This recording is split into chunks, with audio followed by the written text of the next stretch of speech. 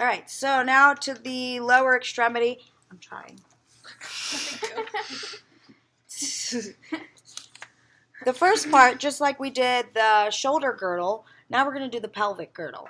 And there's a lot in here that, you know, looks very complicated, but all we've done is taken one half of the coxal region that has the ischium, which is the bone that you sit on, and then pubic, which is anterior. So that gives you an idea of direction-wise what we're talking about. This is posterior, this is anterior, and you can kind of follow that through. So another way to think of posterior and anterior when you're holding or just looking at this version of the coxal region is this great notch here. And this is the greater sciatic notch. So when you're there, you know you're on the posterior side. Okay? So I'm going to go over, the bone here is called the ilium, and your ilium has an iliac fossa. It's almost like I can put my hand in there. It's like a little dip or indentation. That's the iliac fossa. This is the iliac crest. Okay? And there's a lot of spines. There's a lot of pointiness going on, right? In the back and the front. So posteriorly, I have posterior superior iliac spine, shortly abbreviated PSIS, and then PIIS, which is posterior inferior iliac spine. So when you bend down and touch your toes and you come back up, some people have dimples there, right? That's exactly where the PSIS is making room for.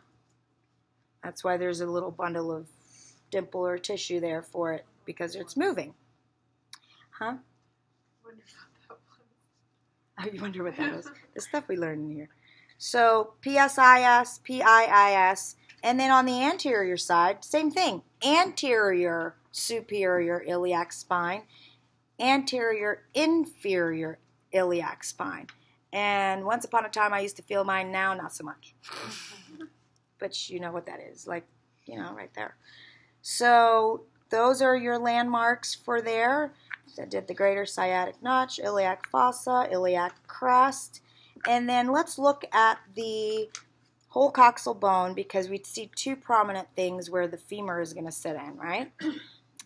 Just like we had the humerus sit in the glenoid fossa or the glenoid cavity, over here this is the acetabulum. Acetabulum. And this here is the obturator foramen.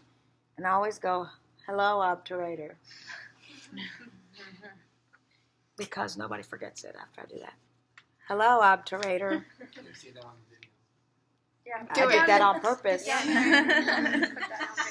Okay, now he's being a little... But I could tell that his was a joke. Just trying to I help love her. them. I love, you know, she knows it's all in good fun.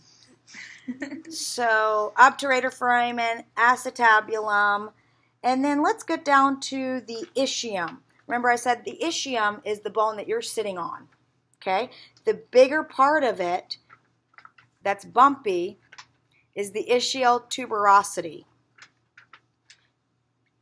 And then right there we have a little notch which continues to shape where the sciatic nerve has to travel through, and that's called the lesser sciatic notch.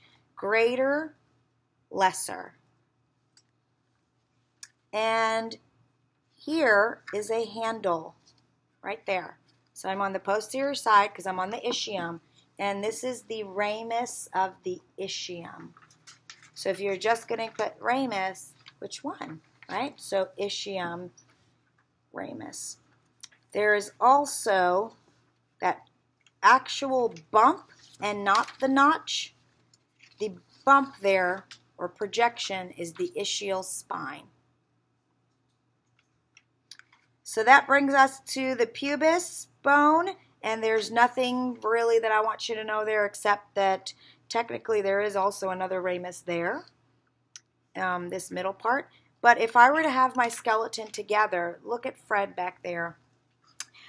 His two pubic bones come together, and there's a piece of cartilage called the Pubic Symphysis. Do we see that? So that is the cartilage between both coxal bones, kind of holding it together. So that was our coxal region, pelvis region, and let's get to the humerus in another part.